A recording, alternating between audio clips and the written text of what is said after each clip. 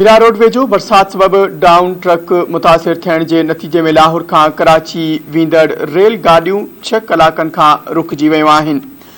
Meera road वेझो बरसात दौरान डाउन ट्रैक मुतासिर थियण सबब लाहौर खां कराची वेंदड़ रेल गाॾियूं 6 कलाक खां रुकिजी वयूं आहिनि। डाउन ट्रैक मुतासिर थियण सबब लाहौर खां कराची वेंदड़ ट्रेनूं सर सैयद एक्सप्रेस ऐं कराची एक्सप्रेस 6 कलाकनि खां बीहजी वयूं। मुसाफ़िरनि जो चवणु आहे त गर्मी में औरतूं ऐं ॿार सख़्त परेशानी में मुब्तला थी विया आहिनि, पर इंतज़ामिया ख़ामोश तमाशाई बणियल आहे।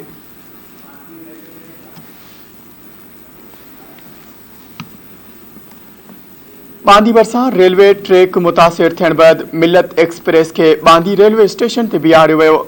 झंपीर वेझो मुसाफ़िर ट्रेन बीहजी वञण सबब मुसाफ़िर बुख ऐं उञ सबब बेहाल थी विया।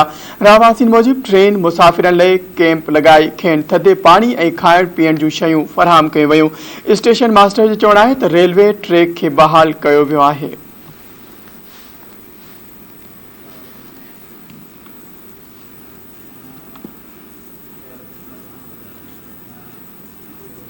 खैरपुर वेझो हथियारबंदनि गोलियूं हणी नौजवान खे क़तल करे छॾियो। वाक़े बैदि जवाबदार फरार थी विया। मंगवारी में हथियारबंदनि दुकान ते हमलो करे फायरिंग शुरू करे ॾिनी। गोलियूं लॻण सबब दुकान ते वेठल नौजवान अल्ताफ हुसैन मेतलो मारिजी वियो। इतला मिलण ते पुलिस पहुची लाश अस्पताल खणाए वई, जितां पोस्टमार्टम बैदि वारसनि हवाले कयो वियो। आख़िरी इतलान ताईं वाक़े जो केस दाख़िल न थी सघियो हो।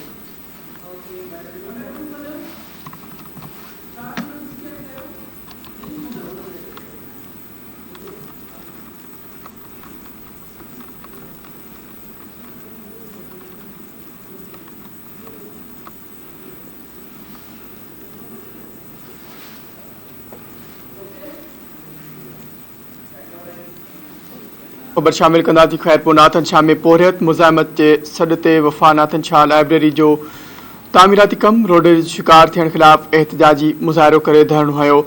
मुज़ाहिरे जी अॻवानी बिलावल भुरगड़ी, असद चांडियो, मोहम्मद बचल चांडियो, रफ़ीक चांडियो, अज़ीज़ चांडियो, वसीम भुरगड़ी, अली हसन जामरी, इमरान ज़ंगीजो, एडवोकेट एजाज़ बबर, कामरान चांडियो, अली रज़ा भुरगड़ी ऐं ॿिया करे रहिया हुआ।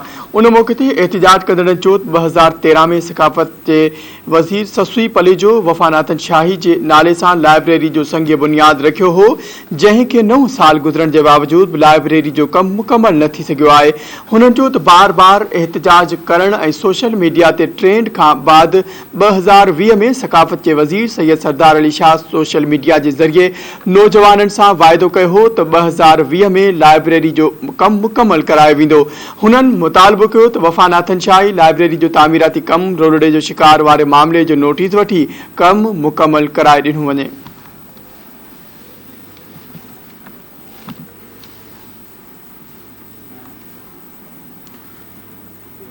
सगियूं ऐं भरपासे वारनि इलाइक़नि में वधंदड़ बदमनी ख़िलाफ़ शहरियुनि पारां रैली कढी धरणो हंयो वियो। शहरियुनि पारां वधंदड़ बदमनी ख़िलाफ़ रहबर चौक खां सियाल स्टॉप वटि धरणो हंयो वियो।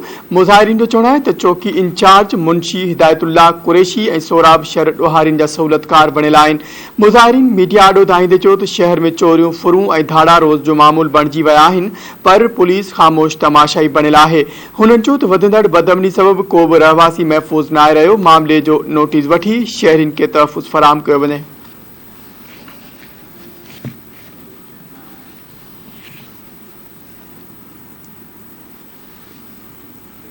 कड़ियो गंवर में नांग 10 वरे जी नींगरी के कखे विधो। अस्पताल में वैक्सीन न मिलण सबब नींगरी तड़पी फौत थी वई। ॻोठ अब्दुल वाहिद काठ बामण जे रहवासियुनि कलंदर काठ बामण ॿुधायो त गुज़िरियल ॾींहुं नांग संदसि धीउ निमायत खे कखे विधो, जंहिंखे अस्पताल आंदो वियो। हुन ॿुधायो त सरकारी अस्पताल में वैक्सीन न हुजण सबब संदसि ज़िंदगी तड़पी फौत थी वई। हुन जो त कड़ियो गंवर जी सरकारी अस्पताल में छिते कुते जे ऐं नांग जे ॾंग वारी वैक्सीन समेत ॿियनि दवाउनि जी खोट आहे। हुननि चयो त सरकारी अस्पताल अमले जी नाअहली सबब कड़ियो गंवर ऐं भरपासे जा रहवासी सख़्त ॾुखियाईनि खे मुंहुं ॾियण ते मजबूर आहिनि। हुननि सिहत खाते जे सूबाई वज़ीर ऐं ॿियनि आला इख्तियारनि खां मुतालबो कयो त ॼाणायल वाक़े जो नोटिस वठी वैक्सीन जी खोट ख़तमु कई वञे।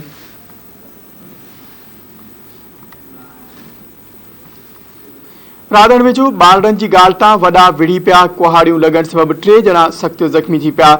शहीद अंजण मोहल्ला में ॿारनि जी मामूली ॻाल्हि तां 2 सौटनि में झेड़ो थी पियो। झेड़े दौरान डंडा ऐं कुहाड़ियूं लॻण सबब टे जना सख्त जख्मी थी पिया जिन खे अस्पताल मुंतकिल कियो वियो। ज़ख्मी में रजब अली चांडियो, अल्ताफ चांडियो, अब्दुल वहीद चांडियो शामिल आहिनि। आख़िरी इतलान ताईं वाक़े जो केस दाख़िल न थी सघियो हो।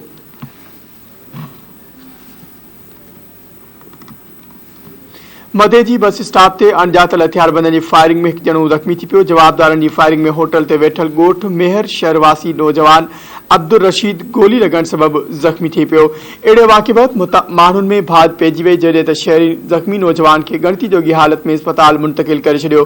पुलिस मूजिबि वाक़ियो शहर बिरादरी जी ॿिनि धुरियुनि में पुराणे तकरार सबबि पेश आयो आहे, जंहिं बाबति जांच कई पई वञे।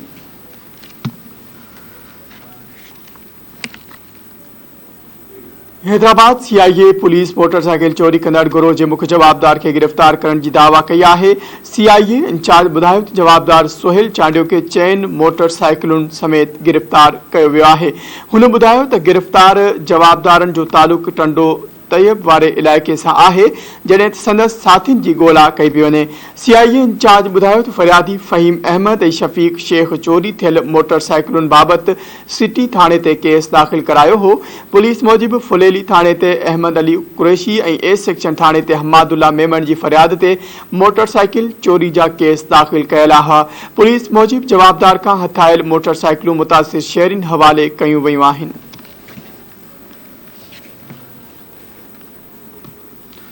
लाड़काने में पुलिस कार्रवाई करे नशियावर गुटखा सप्लाई कंदड़ गिरोह जे ॿिनि ॼणनि खे ज़ख्मी हालत में गिरफ्तार करे वरितो। पुलिस जवाबदारनि जे कब्ज़े मां 1000 पैकेट गुटखा हथ करे संदसि मथां 2 धारदार केस दाख़िल करण बैदि जांच शुरू करे छॾी। पुलिस इंडस हाईवे ते अछी रंग जी कार खे बीहण जो इशारो कयो, जंहिं ते ड्राइवर पुलिस गाड़ी खे टक्कर हणी फरार थियण जी कोशिश कई। पुलिस ॿिनि मंशियात फरोशनि ओस्ता मोहम्मद वासी रफ़ीक अहमद पुट हुसैन बख्श बिरोही ऐं मंज़ूर पुट दीदार अली उमरानी खे 20 बाचकनि में बंद 1000 सफ़ीना ऐं आदाब गुटखा जा पैकेट हथ कया विया। पुलिस जो चवणु आहे त ॿिन्ही जवाबदारनि खे मंशियात एक्ट तहत केस दाख़िल कयो वियो आहे।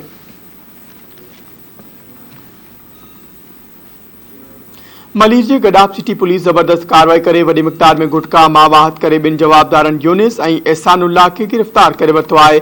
एसएसपी मलीर सैयद इरफान बहादुर जो चवणु आहे त जवाबदार कार में गुटखा ऐं मावा सप्लाई कंदा हुआ। पुलिस ॻुझे इतला ते कार्रवाई करे 33 थैलियुनि मां 410 किलोग्राम गुटखा मावा, 120 पैकेट सफ़ीना ऐं 550 पैकेट आदाब गुटखा हथ करे वरिता आहिनि। एसएसपी मलीर जो चवणु आहे त जवाबदारनि ख़िलाफ़ केस दाख़िल करे वधीक जांच शुरू कई वई आहे।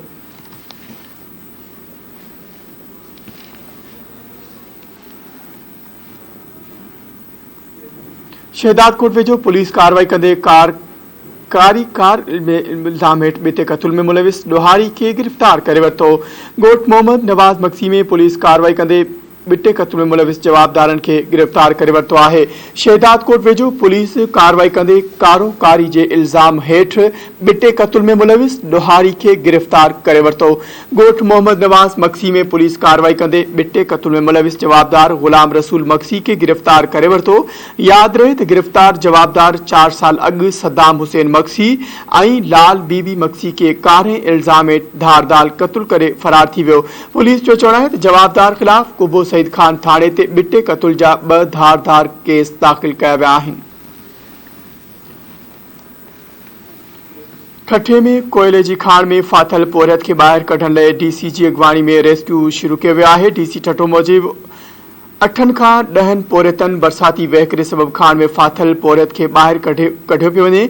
डीसी ठठो गज़नफर अली ॿुधायो त 90 फुट ऊंडाई खां खाण मां बरसाती पाणी हेवी मोटर ज़रिए निकाल कयो पियो वञे।